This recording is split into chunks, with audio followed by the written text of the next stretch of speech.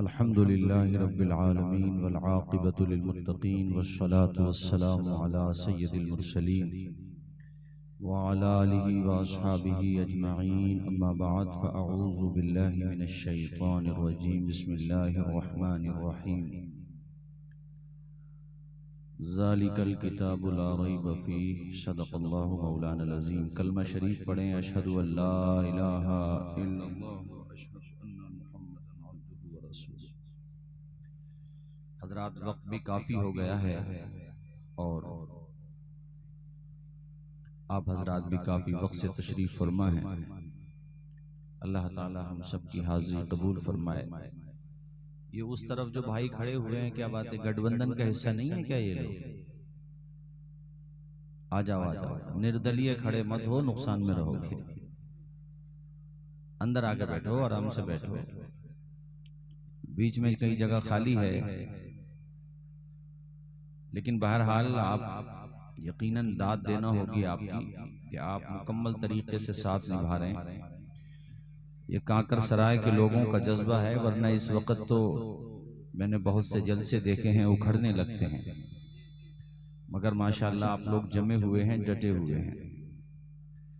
ईमानदारी से बताना, आप पहले तो मुबारकबाद पेश करूंगा कि आप तशरीफ लाए, बहुत अच्छी बात है। चूंकि जलसे में आए हैं तो अच्छी ही बात है, सवाब की बात है। मगर सच सच बताना कि कितनी तादाद ऐसे लोगों की है जो नमाज पढ़ के आए। ईमानदारी से हाथ मत उठाओ, चूंकि फिर उनकी बेइज्जती होगी जो नहीं पढ़ के आए होंगे। खुद अपना मुहासबा कर लो। ये हंसने की नहीं, रोने की बात है। ये मुस्तहब है और नमाज फर्ज है।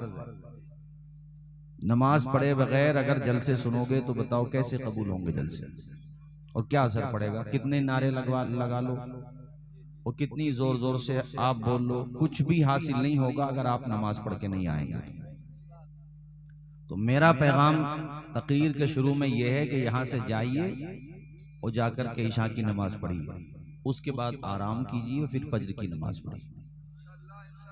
अगर ये सवाब बचाना चाहते हो जो लेकर के जाओ, वरना मेरे साथियों कितना ही हम आपको समझा लें, स्टेज की तरफ से हम कितनी कोशिश कर लें, हमारे नाजिम हजरात, हमारे खुतबा हजरात, हमारे नातकों हजरात, लेकिन जब तक अमल और हुस्ने किरदार पैदा नहीं होगा तो आप किसी पार्टी को 85% नहीं 100% भी वोट कर दीजिए, हालात नहीं बदलेंगे। हालात तभी बदलेंगे जब आप बदलेंगे। उससे पहले हालात, ऊंचा बोलिए, उससे पहले हालात, हाँ ये बात दिमाग में बिठा लो आप। हालात बदलने के लिए खुद का बदलना जरूरी है। और ये ऐसा नहीं है कि मैं जज्बात में कह रहा हूं, नहीं, ये कुरान में अल्लाह ने कहा है।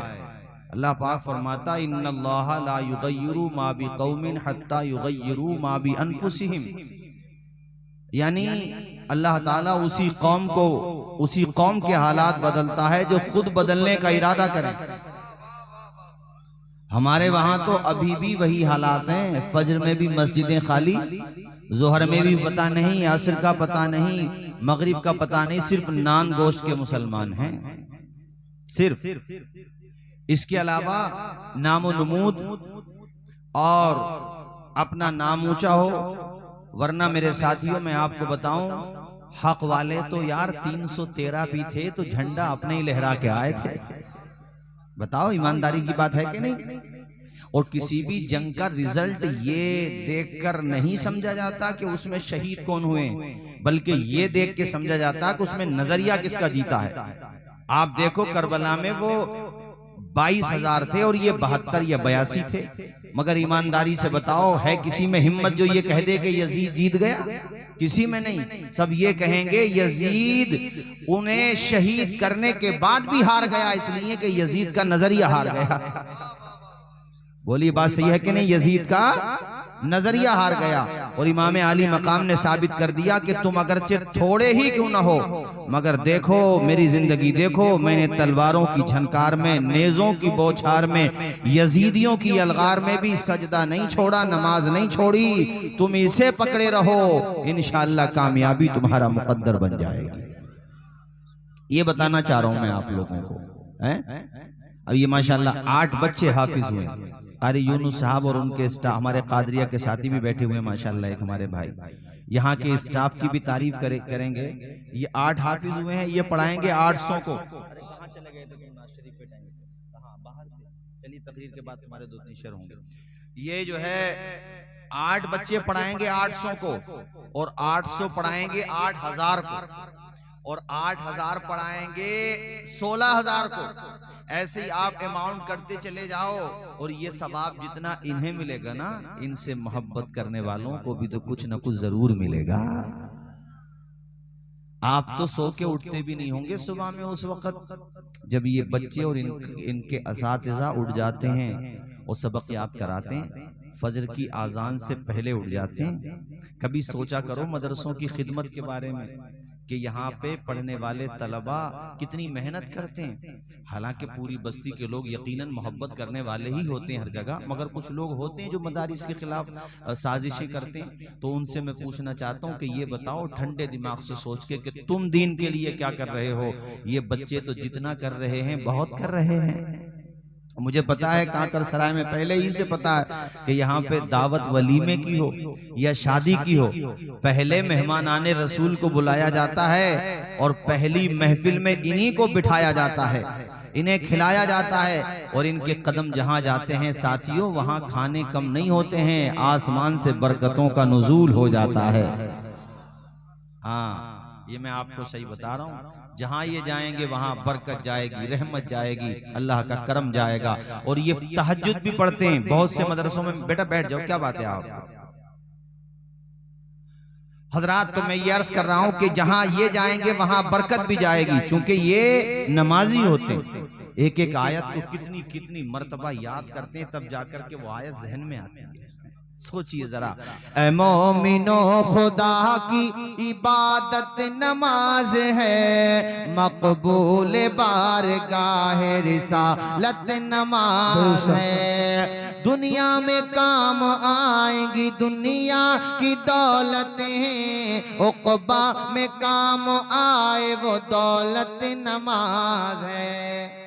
गुमराहियों से शर से बचाती है ए खलील, रखती है आफियत में वो कुव्वत नमाज है। अल्लाह अल्लाह, नमाज पढ़ने से चेहरे पे नूर आता है, रोजी में बरकत होती है, बदन में ताकत होती है। ऐ लोगो, तुम 5 वक्त नमाज अदा किया करो, जलसे भी सुना करो, मगर जलसे सुनने से पहले नमाज के पाबंद बन जाओ, और जलसे सुनने के बाद और ज्यादा पाबंद बन जाओ। अगर पहले 5 वक्त पढ़ते थे, जलसा सुनने गए तो उसका असर लेकर के ये आओ कि अब तहज्जुद के सजदे भी अदा करने लगो। भाई तभी तो गांव वाले कहेंगे कि जलसे का फायदा हुआ, तभी तो कहेंगे कि भाई जलसा हुआ था कांकर सराय में हातिमुल उलूम में अल्हम्दुलिल्लाह। तो उसका असर इतना पड़ा कि जो झटके की नमाज पढ़ते थे, कभी कभी नमाज पढ़ते थे, अब वो रोजाना पाबंदी के साथ 5 टाइम की नमाज पढ़ते हैं। और जो 5 वक्त नमाज पढ़ते थे, अब वो तहज्जुद की नमाज भी पढ़ते हैं। सुभान अल्लाह, जरा हाथ उठा के बोलो एक मर्तबा सुभान अल्लाह। मिशकात शरीफ पेज नंबर 57 की 26-27 की हदीस पाक, अन अबी हुरैरा क़ाल समिअतु रसूलल्लाह सल्लल्लाहु तआला अलैहि वसल्लम यक़ूल अरायतुम लव अन्न नहरन बिबाबि अहदिकुम यग़्तसिलु फीही कुल्ल यौमिन खम्सा हल यबक़ा मिन दरनिही शै क़ालू ला यबक़ा मिन दरनिही शै क़ाल फ़ज़ालिका मसलु सलवातिल खम्स यमहुल्लाहु बिहुन्नल ख़ताया। पूरा मजमा मेरे नबी की हदीस के नाम पे लब खोले, जरा झूम के जोर से बोले सुभान अल्लाह, सुभान अल्लाह। भाइयों नींद तो नहीं आ रही आप लोगों को? अरे बोलिए नींद तो नहीं आ रही है? जलसे में आए हो तो नमाजी बन के जाओ। कारी यूनुस साहब मुबारक हो, इतने वक्त तक जलसा सुनना कांकर सराय वालों, भूलूंगा नहीं तुम्हें, याद रखूंगा कि इतना वक्त होने के बावजूद भी आप मुझे छोड़ के नहीं गए। वरना मैंने बड़ी बड़ी कॉन्फ्रेंसेस देखी हैं, जब वक्त बहुत ज्यादा हो जाता है ना तो तबीयत बोझल हो जाती है, मगर तुमने बता दिया कि ये रिश्ता ए मोहब्बत कुछ इस तरह निभाओ, कुछ हम कदम बढ़ाएं कुछ तुम कदम बढ़ाओ। और तुमने पूरा साथ दिया, पूरा सपोर्ट किया, ठहरे हुए रुके हुए। अल्लाह तुम्हारी इज्जतों में बरकतें अता फरमाए। और तुम्हारा ताल्लुक तो अमरोहा से है। और ये कालों का शहर नहीं है, गोरों का शहर है, समझे? बड़े समझदार हो माशाअल्लाह। और ये ऐसा शहर है, ये तादाद तो बाद में बढ़ी है, ये तो भाई शाह विलायत का शहर है, ये तो शाह दरगाही का शहर है। अबे यहाँ तो बिच्छू नहीं काटता तो कोई कच्चू कैसे काट लेगा? अल्हम्दुलिल्लाह। मैं तो पूरे भारत में जाता हूँ, लोगों को जब बताता हूँ ना कि जिला अमरोहा से करीब संभल है, तो लोग मुझे बड़ी मोहब्बत से मिलते हैं, क्योंकि उन्हें पता है अमरोहा एक बहुत बड़ी सिटी और बहुत तारीखी शहर है। आप देखें, ये कम बड़ी बात समझ रहे हैं। एक मर्तबा तो मैं दरगाह पे गया तो मुझे बताया कि हजरत एक मर्तबा यहाँ कुछ साइंटिस्ट आए कारी साहब, और उन्हें न्यूज में पढ़ा था, कहीं वो वायरल हुई थी काफी खबर एबीपी न्यूज पे, बिच्छू वाली। तो वो आ गए, वो आकर के कहने लगे भी कुछ ना कुछ तो है, तुमने डंक निकाल दिए होंगे, कुछ सिखा दिया होगा, पिला दिया होगा। तो उनसे कहा कि तुम अपना लाओ, का वो तो लाए हैं, हम अपना तो क्या एक काम करो, उसी को चेक करके देखो। मजार के आसपास जब चेक किया तो वो हैरत में पड़ गए। ये बात मुझे वहीं के लोगों ने बताई जो मजार शरीफ पे रहते हैं, उन्होंने ये बात बताई कि हजरत वो हैरत में पड़ गए, और उन्होंने कहा कि अब भी अगर किसी को यकीन ना आता हो तो वो तो अपने क्षेत्र का सबसे खतरनाक, सबसे ज्यादा काटने वाला बिच्छू लेकर के आए, जिंदा करामत आंखों से देखे। शाह विलायत बता रहे हैं कि जब अमरोहा के वली का ये आलम है तो बगदाद के गौस का आलम क्या बात है। जिंदाबाद जिंदाबाद। वो समझा रहे हैं कि निगाहे वली में ये तासीर देखी, बदलती हजारों की तकदीर देखी। बेशक बेशक, जिंदाबाद। और जिसे विलायत अब भी समझ में नहीं आती हो कारी यूनुस साहब, तो वो एक काम करे, वहां नहीं, अपने घर पे ही बिच्छू पे कुछ भी पढ़ दे, जो चाहे पढ़ दे, उसके बाद अपने हाथ पे रखे, तबीयत खुश ना हो जाए तो बता दे। ये किसका असर है भाइयों? ये तहज्जुद के सजदों का असर है। वो खुदा वाले थे, और खुदा वाले सिर्फ बातों से नहीं बनते, किरदार से बनते। इनकी नमाजें देखिए आप, 5 वक्ता नमाज तो छूट जाए इसका तसव्वुर भी नहीं भाइयों, इनकी तहज्जुद भी नहीं छूटती थी। हाँ, इनकी अव्वाबीन और इशराक भी नहीं छूटती थी। ये दिल्ली में महबूब इलाही का मजार सुना है आपने? देखा भी होगा, निजामुद्दीन महबूब इलाही। एक मर्तबा दिल्ली में बारिश नहीं पड़ी तो सब लोग गए उनके पास कि हुजूर कहत पड़ गया, बारिश नहीं पड़ी, और बारिश नहीं पड़ने की वजह से फसलें हमारी खराब हो रही हैं। अच्छा मैं बोल रहा हूँ, जब माइक लगे होंगे तो चीखो क्यों भाई? अरे आपके तो समझ में आ रहा नहीं? माइकों का यही तो फायदा है कि इसमें बगैर जोर लगाए भी बोला जा सकता है। ये फायदा है, अपने आराम से बोलते रहो, सब माशाल्लाह सुनते रहेंगे। देखो सब लोग समझ रहे हैं कि नहीं? बोलिए माशाल्लाह। हाँ, कभी कभी मजमे को बेदार करने के लिए भाई वॉल्यूम बढ़ाना पड़ता है, मगर आप बेदार हैं, अल्लाह ताला आपको दोनों जहान में आबाद रखे। तो उनके पास पहुंचे कि हजरत बारिश नहीं पड़ेगी तो कहत पड़ेगा कारी यूनुस साहब। तो उनसे कहा कि हुजूर दुआ कर दें। तो देखें, अब जरा देखें, उन्होंने अंदर से सामान में से एक वो दुपट्टा, बोसीदा दुपट्टा या उसका कुछ कपड़ा लेकर के आए, तो देखो उसे हाथ पे रखा और कहा, या अल्लाह ये मेरी माँ के दुपट्टे का कुछ हिस्सा है, मेरे मौला, मेरे परवरदिगार, तू मेरी माँ के तहज्जुद के सजदों के सदके में दिल्ली वालों पे पानी बरसा दे। सुभान अल्लाह। माएँ भी जब कनीज़ाने फातिमा जहरा होती हैं ना, तो बेटे महबूब इलाही होते हैं। और जब ये दुआ की तो उनकी आंखों से आंसू निकलने लगे, इधर आंखों से आंसू निकले, उधर आसमान, उधर बादलों से आंसू निकलने लगे, और इतना पानी बरसा कि वही दिल्ली वाले जो ये कह रहे थे कि पहले पानी नहीं बरस रहा था, वो कहते हैं अब इतना पानी बरसा कि उन्होंने कहा हुजूर दुआ कीजिए वरना पूरी दिल्ली डूब जाएगी पानी में। बोलो झूम के बोलो सुभान अल्लाह, और मचल के बोलो भाई सुभान अल्लाह। ये इबादत का असर होता है, ये खुदा वालों का असर होता है। इसलिए ऐसा काम करो जिससे दुनिया भी आबाद हो और आखिरत भी आबाद हो। दो जहां में काम आए जो हो, ऐसा कोई काम कीजिए। दो जहां में काम आए जो हो, ऐसा कोई काम कीजिए। दो जहां में काम आए जो, ऐसा कोई काम कीजिए। जिंदगी का एक एक पल मुस्तफा के नाम कीजिए। जिंदगी का एक एक पल, बोलो मुस्तफा के, आप भी याद कर लीजिए, मुस्तफा के मुस्तफा के। और ये हमारी माएँ बहनें भी बहुत देर से बैठी हैं। मैंने सोचा इसलिए मैंने वाकया सुनाया, चूंकि इन्हें भी कुछ न कुछ सुनाना चाहिए जिस पे ये अमल करें। देखो मेरी माओ बहनों बेटियों, महबूब इलाही की माँ का किरदार देखो, कैसी तहज्जुद गुजार औरत थी। ऐ मेरी माओ बेटियों, तुम भी यहाँ से जाओ तो घर पे जा करके एक निजाम बनाओ कि अब घर का नाश्ता बाद में बनेगा, फजर के सजदे पहले अदा किए जाएंगे। अपने शौहरों से झगड़ा तो करती हो कि ये नहीं सिलवाया, ये कपड़े नहीं दिए, महंगाई का ये सामान नहीं दिया, या मेरे वहां पे शादी थी तो मेरी डिमांड पूरी नहीं की। वो बेचारा थका थकाया शाम को काम से आया है, वो कितना परेशान है, बजाय मोहब्बत के जुमले बोलने के तुमने अपनी फहरिस्त सामने रख दी उसके गरीब आदमी के। वो बेचारा क्या करेगा बताओ, डंडे नहीं फेरेगा तो क्या करेगा, वो गुस्से में आया है। अरे तो तुम डंडे मत फेरने लगना यार, मैं एक बात कह रहा हूँ, कभी उल्टा समझ जाओ। तो मेरी माँ बहनों, तुम उससे लड़ो तो सिर्फ अपने खर्चों के लिए नहीं, ठीक है अपनी जायज डिमांड करो। और शरीयत में भी ये है शौहरों, तुम पे भी जरूरी है जैसा खुद पहनते हो अपनी बीवी को भी पहनाओ, अच्छा खाते हो अपनी बीवी को भी अच्छा खिलाओ। उसकी अगर मिजाज के खिलाफ कोई बात भी पाओ तो मारो नहीं, पीटो नहीं, उसे निभाने की कोशिश करो। और ये सोचो कि अगर एक दो खामी है तो 10-20 अच्छाइयां भी हैं, उसके रिश्ते को निभाओ। ये मियां बीवी का रिश्ता बड़ा अहम होता है, उसके रिश्तों को निभाओ, उससे प्यार करो। अपने बाप को, बेटी, अपने घर वालों को, अपने भाइयों को, अपनी माँ के प्यार को छोड़ करके बेटी तुम्हारे घर पे आई है, सास ससुर को भी चाहिए कि वो उसे बेटी की तरह सम्मान दे, और शौहर को यह चाहिए कि बीवी की तरह खूब मोहब्बत से, चूंकि तुम्हारी बीवी है तो जैसा हुक्म है वैसे ही सम्मान दो उसे, इतना प्यार दो कि वो अपने माँ बाप को भूल जाए, तुम्हारी मोहब्बत के चिराग उसके दिल में रोशन हो जाए।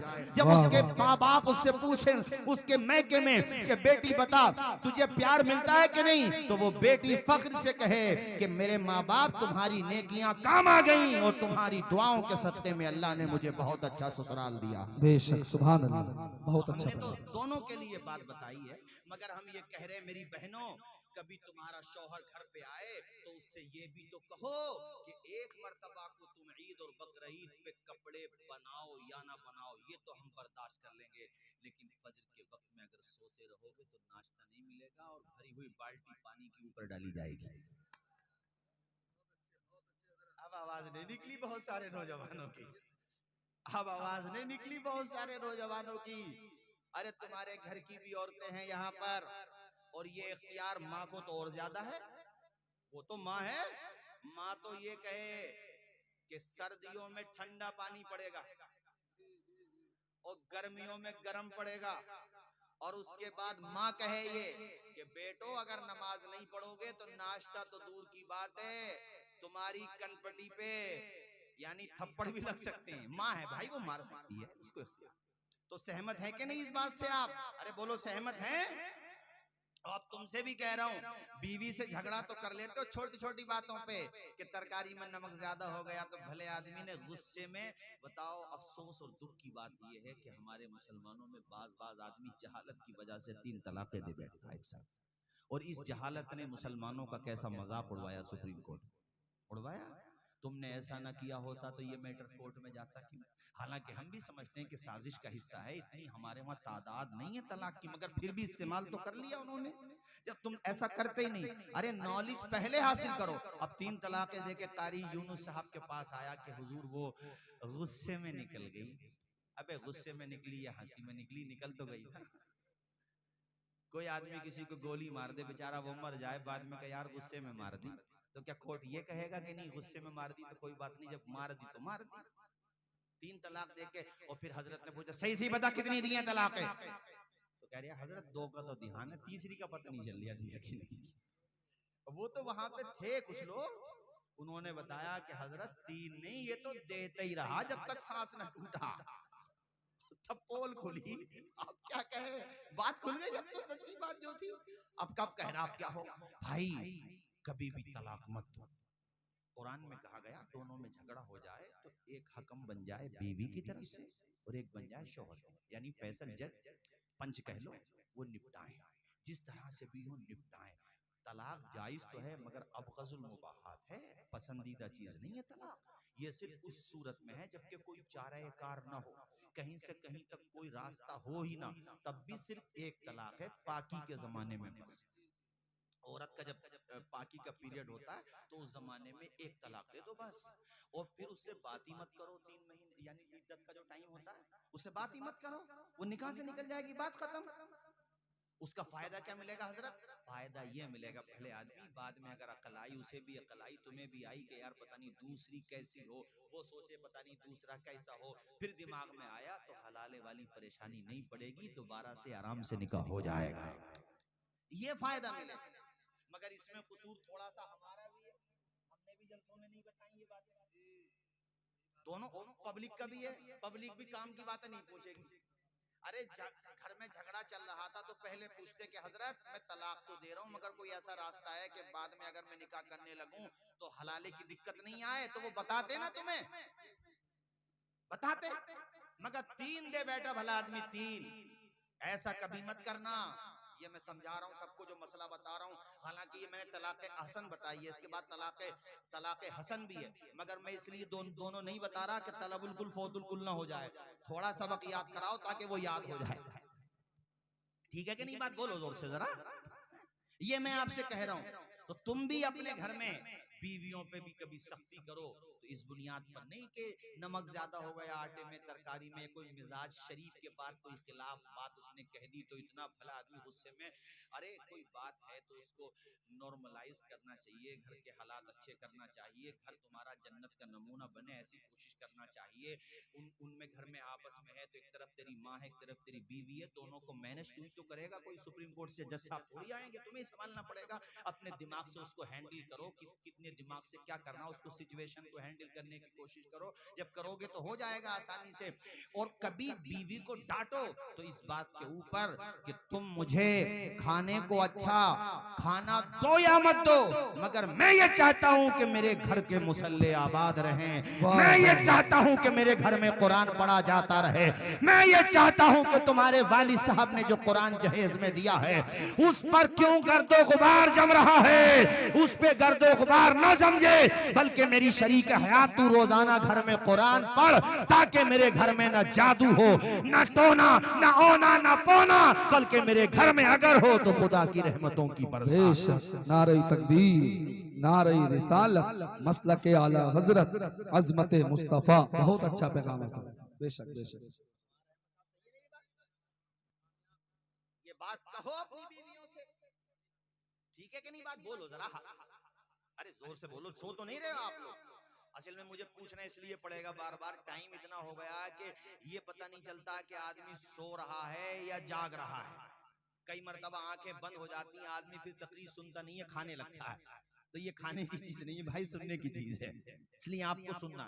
तो मेरी बहनों तुमसे भी कह रहा हूँ, अब्बा जी ने, तुम्हारे वालिद साहब ने, पेरेंट्स ने जो जहेज में कुरान दिया। अच्छा, एक दिन मैं कारी यूनुस साहब इसके बारे में गौर कर रहा था कि यार ये रस्म कैसे शुरू हुई, वो कब शुरू हुई। हजरत फातिमा ज़हरा रज़ी अल्लाह ताला अन्हा का जब निकाह हुआ तो उसमें चूंकि उस जमाने में कुरान शरीफ बाज़ाब्ता पूरा नाजिल भी नहीं हुआ था, तो जो हिस्से थे उसको जहेज में नहीं दिया गया था, ये बाद में रस्म चली है। ये क्यों चली है, इस पर गौर करें, इसका लॉजिक क्या है।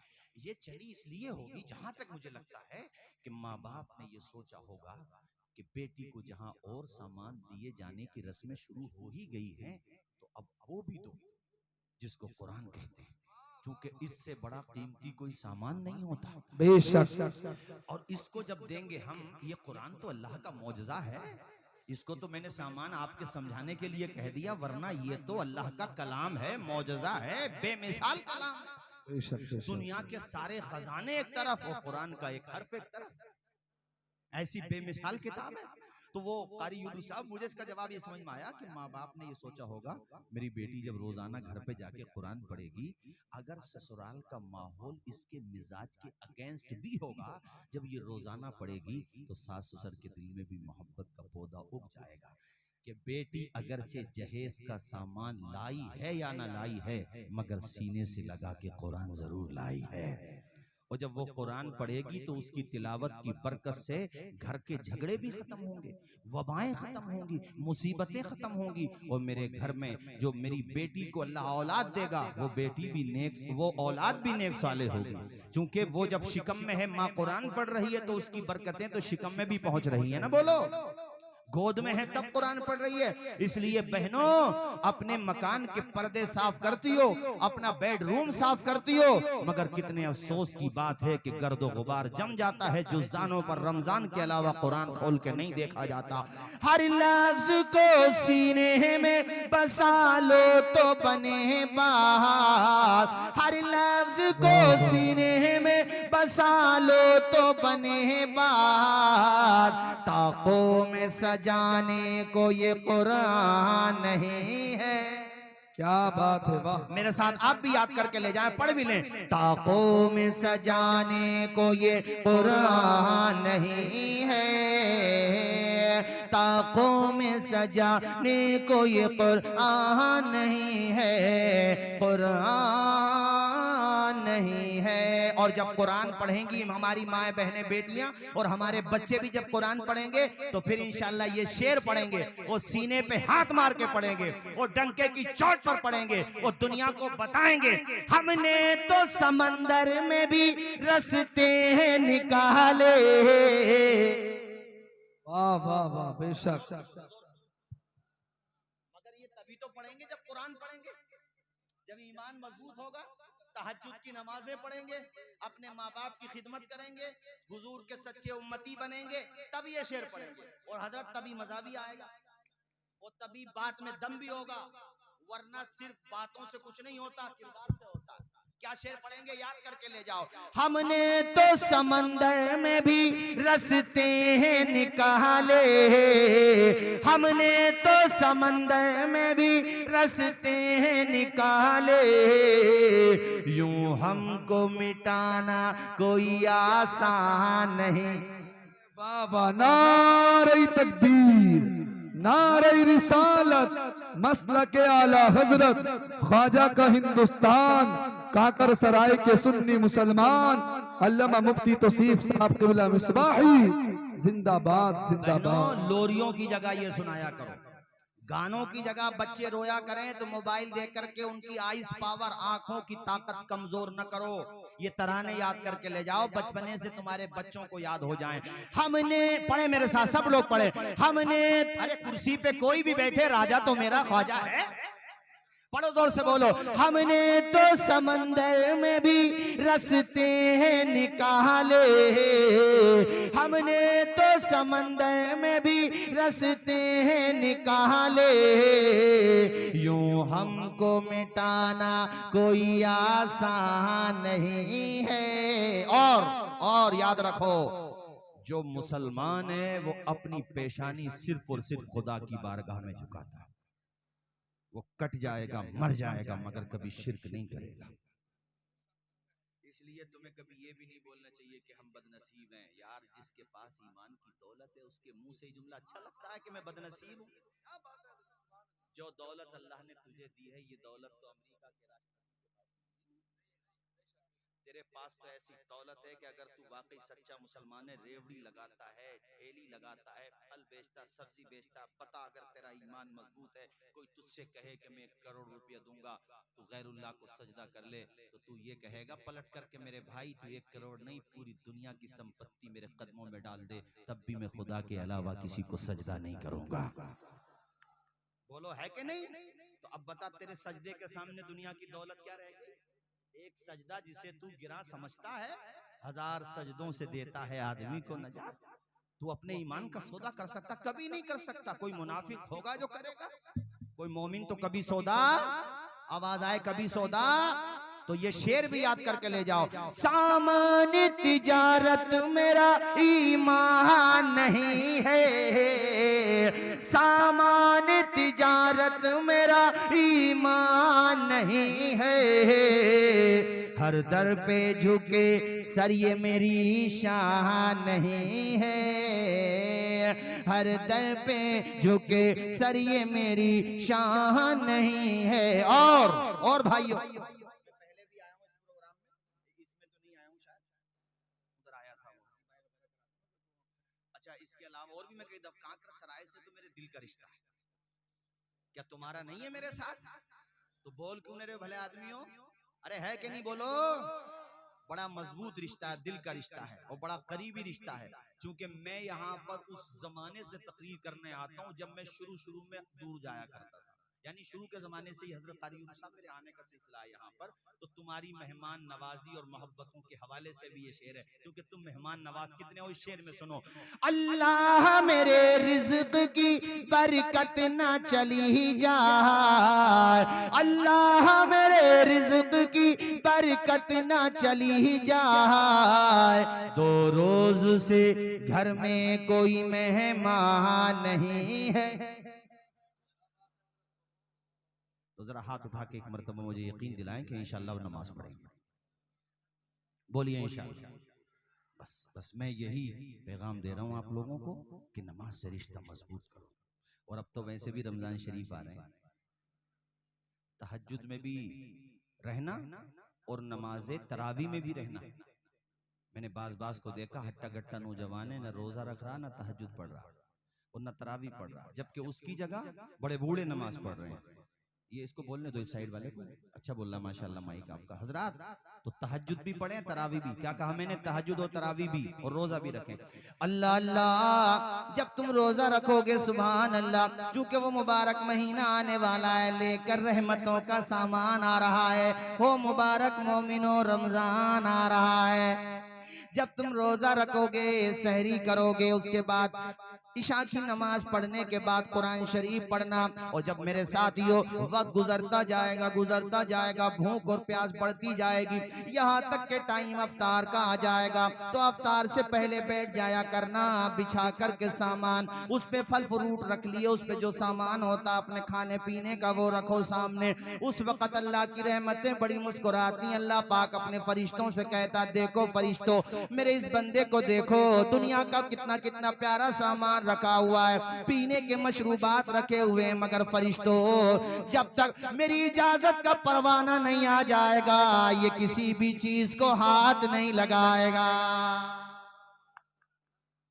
और उस वक्त बैठ कर के दुनिया की बातें मत किया करना, बल्कि उस अफ्तार के वक्त बैठने के बाद आप लोग अल्लाह से दुआएं करना। अफ्तार के वक्त की दुआएं बड़ी कबूल होती हैं। हदीस में आता है कि अल्लाह पाक को रोजादार की मुंह की बू बड़ी पसंद है। ऐ लोगों, अल्लाह कहता, फरिश्तों, इसने मेरे लिए खाना छोड़ दिया, मेरे लिए पीना छोड़ दिया, मेरे लिए ख्वाहिशात की पैरवी छोड़ दी, मैंने जन्नत से इसका रिश्ता जोड़ दिया।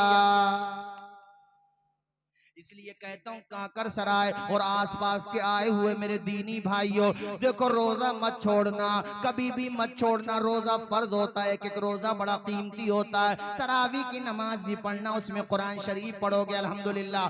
वो तो पता नहीं कैसे कम नसीब महरूम लोग हैं जिनके वहाँ तरावी नहीं होती। अल्हम्दुलिल्लाह हम सहाबा अहले बैत को मानने वाले हैं कि हमारे वहाँ तरावी भी होती है, हमारे वहाँ तरावी में कुरान शरीफ की तिलावत भी होती है। बोलो, होती है कि नहीं? बेशक बेशक हक है। अच्छा, ये तरावी में कुरान शरीफ पढ़ना जो है, ये एहसान है हजरत उमर का। सुभान अल्लाह। आपको पता है ये बात? हुजूर के जमाने में और हजरत अबू बकर सिद्दीक रज़ी अल्लाह ताला अन्हु के जमाने में कुरान शरीफ तरावी में नहीं पढ़ा जाता था, बल्कि तरावी इस तरह से नहीं होती थी जैसे आज होती है। बल्कि हुजूर ने चूंकि ये फरमाया कि अगर हम पढ़ेंगे तो फिर ये तरावी फर्ज हो जाएगी, तो इसलिए कभी कभी होती थी। लेकिन बाज़ाब्ता जमात के साथ ये जो सिलसिला शुरू हुआ, तो याद रखें सुन्नियों, ये हजरत उमर फारूक आजम के दौर में शुरू हुआ। बेशक बेशक। याद रखेंगे कि नहीं? बोलिए, याद रखेंगे? उन्हीं के दौर में शुरू हुआ। और फिर ये कितना बड़ा एहसान है। हाफिजों, बताओ ईमानदारी से, अगर तरावी में कुरान शरीफ पढ़ने का निजाम न होता तो कितने हाफिज ना हाफिज हो गए होते, क्योंकि वो भूल जाते थे कुरान शरीफ। और इसीलिए जहां उमर नहीं है वहां बहुत, अब वहां पर देख लो हुफाज नहीं है, क्योंकि ये एहसान हजरत उमर का है ना। तो जो उमर को मानते हैं अल्हम्दुलिल्लाह वही हाफिज भी हो जाते हैं।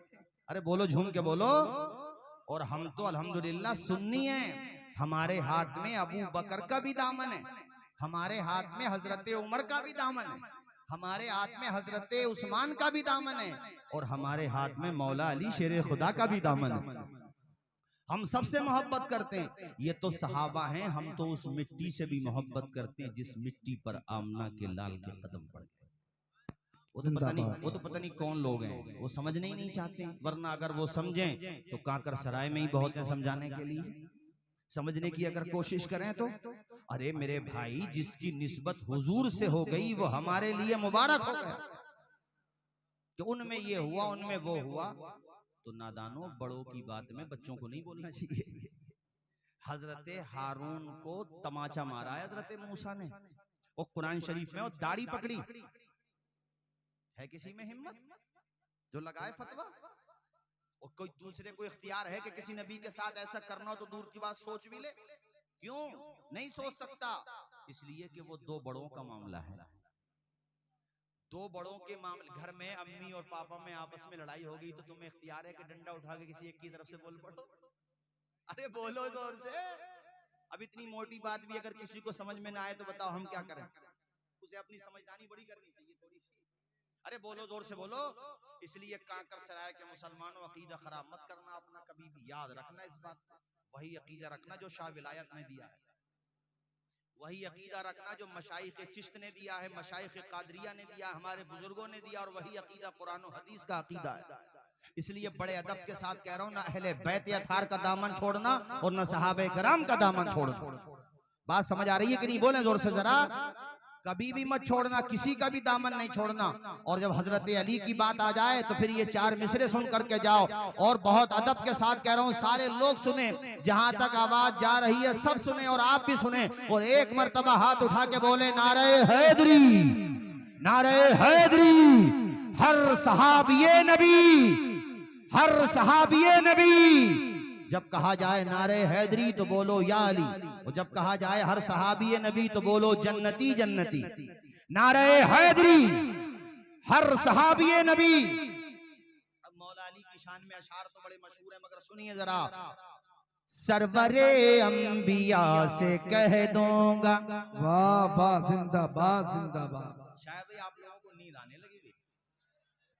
नहीं, ठंडी आ गई दिखो भाई, ठंडी आ गई दिखो। ठंडे आए तो नहीं हो? जरा हाथ उठा के बताओ कितने लोग ठंडे आ गए? भाई कारी यूनुस साहब वाकई में मैं मान गया भाई, यार इंटेलेक्चुअल है भाई, इंटेलेक्चुअल है माशाल्लाह। क्या गजब की जहानत है, वरना तवज्जो हटी और दुर्घटना घटी, मगर यहाँ तवज्जो ही नहीं हटी जो दुर्घटना घटी। अल्लाह खुश रखिया। अच्छा, ये बच्चे फारिग हो रहे, बेटा तुम्हारी तरफ से भी पढ़ रहा हूँ। और एक तो जरा सारा देखिए जरा, ये बेटे जरा देखिए, अरे तू यहाँ को आजा मेरे बेटे, जरा ऊपर को आजा, मैं जरा लोगों का हौसला तो बढ़ाऊं, तेरा भी बढ़ाऊं बेटा, आजा यहाँ को। देखिए इस पे कुर्सी भी खड़ा हो जा बेटे, कुर्सी पे देखो, देख रहे हो माशाल्लाह। अरे बेटा पैदा होती पढ़ने बैठा दिया तेरी अम्मी ने मेरे लाल, माशाल्लाह। कितने साल का बेटे? 11। बैठे बैठ जा, वो बहुत अच्छा हाफिज है ये माशाल्लाह। बैठ जा यार, दिल खुश हो गया। अच्छा, मुर्तद वसीम जो हुआ था वो समझ गए इशारा मेरा? वो त्यागी हो गया। अबू जहल का नाम था अबुल हिकम, उसने कुरान की और हुजूर की तौहीन की तो वो हो गया अबू जहल।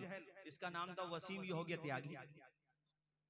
उन जैसे लोगों को वीडियो में अगर इन बच्चों को दिखा दिया जाए ना, छोटे छोटे बच्चों को, तो अटैक आ जाएगा, अटैक। और ये चक्कर, ये फिक्र में मर जाएंगे ये लोग, जितने भी ऐसे ऐन गैन हैं होने पोने, ये सब मर जाएंगे टेंशन में कि हम तो कुरान मिटाने की बात कर रहे हैं, मगर इनके वहां तो जवानों को तो छोड़ो, छोटे छोटे बच्चे हाफिज कुरान बन रहे हैं।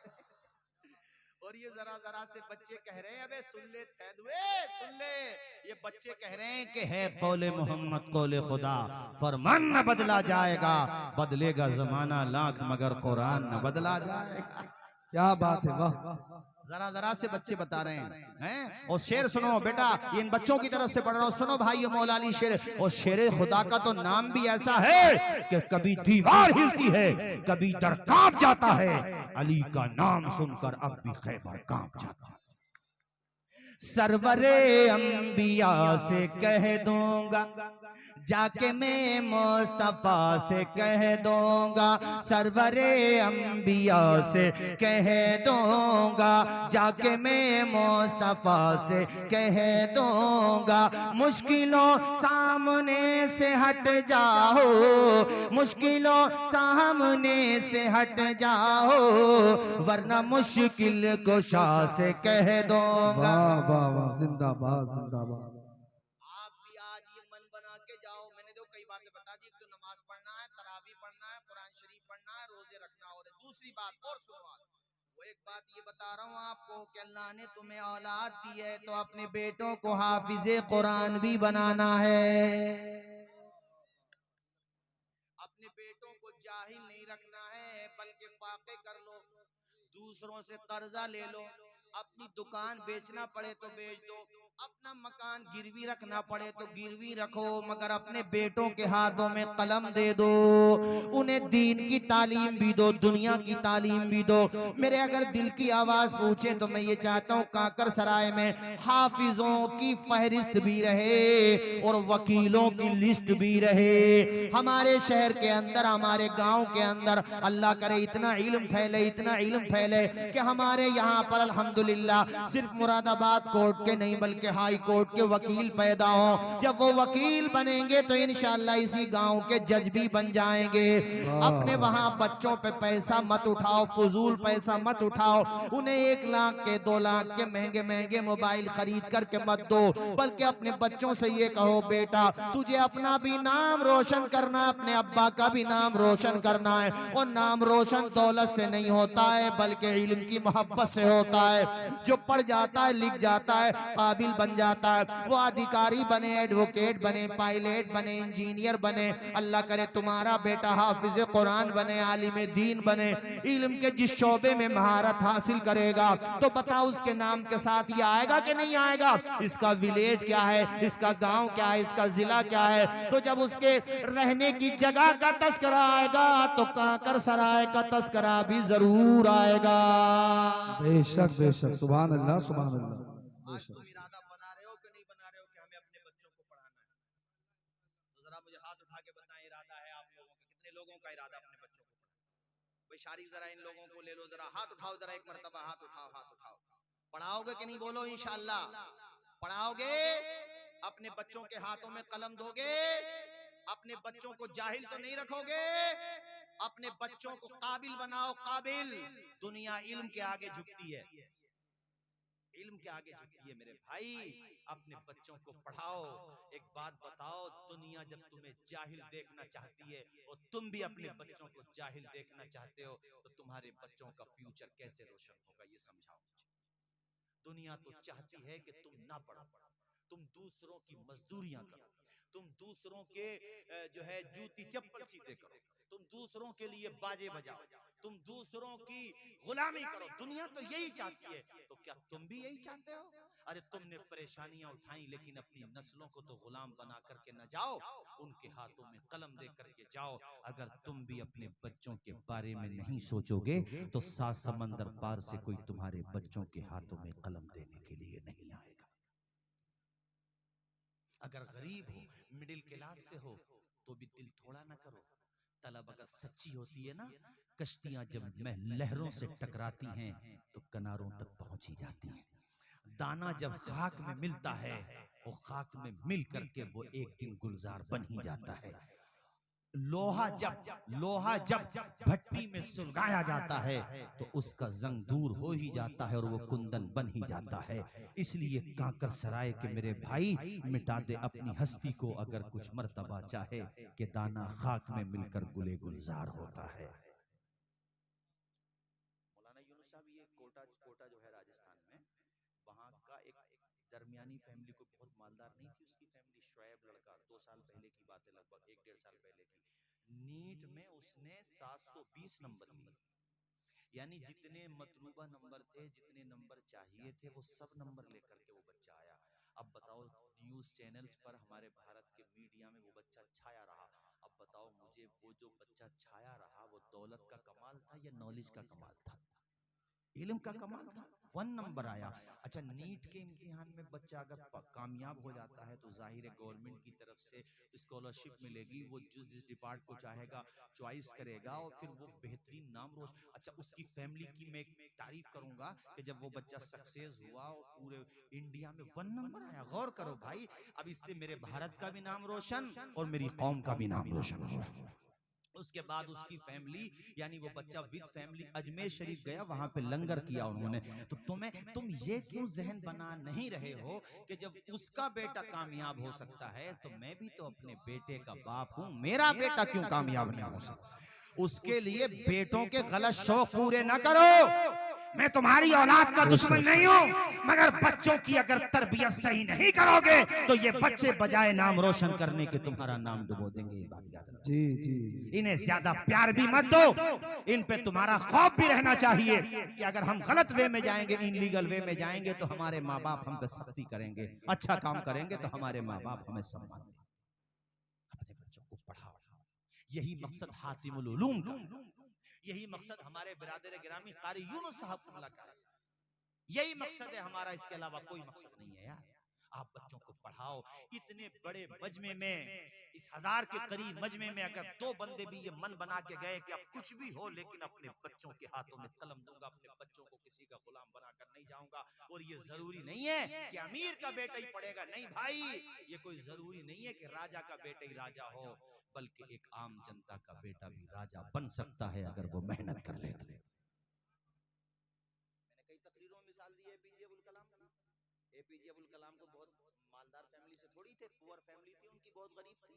अब गरीब थे तभी तो अखबार बेचते थे, मगर लगन थी, मेहनत की। पढ़े तो बताओ अपने भारत के राष्ट्रपति बने थे कि नहीं बने थे? उनके राष्ट्रपति बनने के पीछे किसी पॉलिटिकल पार्टी का विजन या मेहनत नहीं थी, उनका अपना कमाल था। उन्होंने इंडिया के लिए मिसाइल बनाया। हमारे बच्चों को तो अपनी हिस्ट्री मालूम नहीं है, ये तो मोबाइलों पे गलाजतें देखते हैं, बस गाने देखते हैं। मेरे बच्चों, मेरी बात का बुरा मत मानो, मेरे दोस्तों, मेरे नौजवान भाइयों, अपनी जवानी को बर्बाद ना करो। तुम्हारे चेहरों पे देखो रौनक नहीं है आज। 15 से 25 साल तक के नौजवानों के चेहरे तुम देख लो, जो गुलाब की तरह खिला करते थे। पहले जमाने में जब इस उम्र के लोग होते थे, वो ओरिजिनल चीजें खाते थे, बुरी सोहबतों से दूर रहते थे, अच्छी सोहबत में बैठते थे, मठा पीते थे, प्योर देसी घी मिला करता था उन्हें, और प्योर सरसों का तेल होता था, और कोई बुरी सोहबत नहीं होती थी। जिसको पकड़ लिया करते थे, छुटता नहीं था वो। आज देख लो 25 साल से 15 साल, 15 साल से 25 साल तक के नौजवानों के चेहरे तुम देखो, लगता ही नहीं है कि ये जवानों के चेहरे, ऐसे लगता है जैसे गुलाब खिलने से पहले ही मुरझा गया है। क्यों मुरझाया? रीजन क्या है इसका? बताओ क्या रीजन है? पूरी पूरी रात जब तुम मोबाइल चलाओगे और दिन में सोओगे नहीं, रात में भी जागोगे और बुरी बुरी चीजें मोबाइलों पे देखोगे, तो ये मोबाइल फिर तुम्हें मोबाइल नहीं लगेगा, छोटा दज्जाल लगेगा। छोटा दज्जाल ये तुम्हें निकल गया है। इसलिए मैं मशवरे देता हूँ, शादी से पहले एंड्रॉइड मोबाइल मत खरीदो, वरना तबाह भी हो सकते हो। मैं एक मिसाल, मैं तुम्हें समझाने के लिए कह रहा हूँ, अपने नफ्स पर ज्यादा भरोसा ना करो। बड़े बड़े भरोसा करने वाले भी भटक जाते हैं मेरे साथ, इसलिए मशवरे दे रहा हूँ। मोबाइल भी इस्तेमाल करते हो तो उसमें नॉलेज की चीजें देखो, मालूमात की चीजें देखो।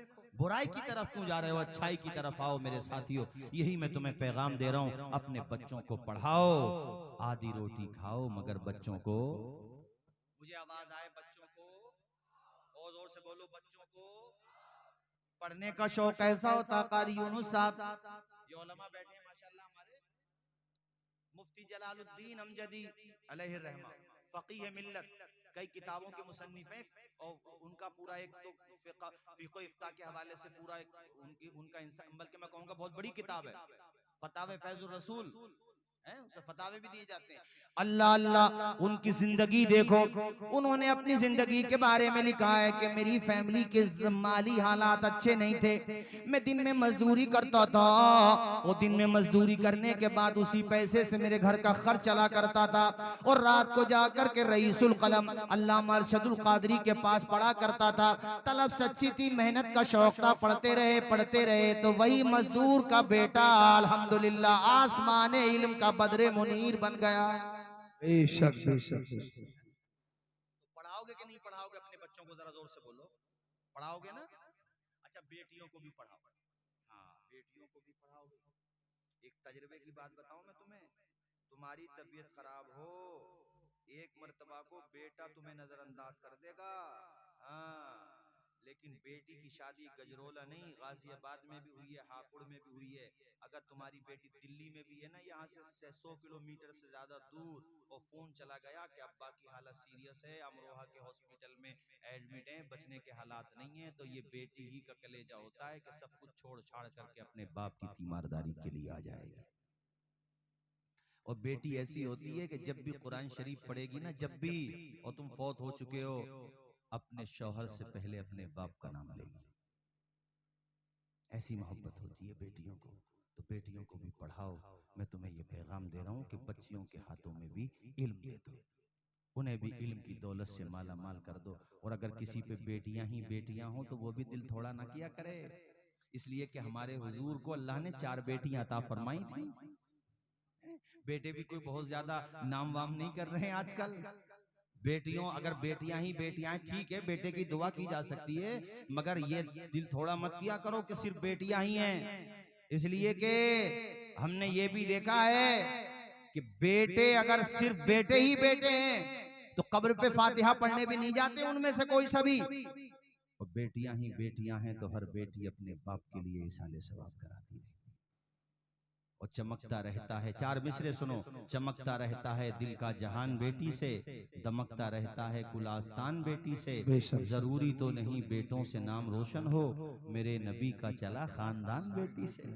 बेशक बेशक। यार बेटियों के नाम पे तो आपको जोर से बोलना चाहिए था सुभान अल्लाह, और ऊंचा बोलो सुभान अल्लाह, और मचल के बोलो सुभान अल्लाह। हजरात, अब चूंकि वक्त भी काफी हो गया, चमन रहेगा फूल खिलेंगे, अभी टाइम न हुआ। अच्छा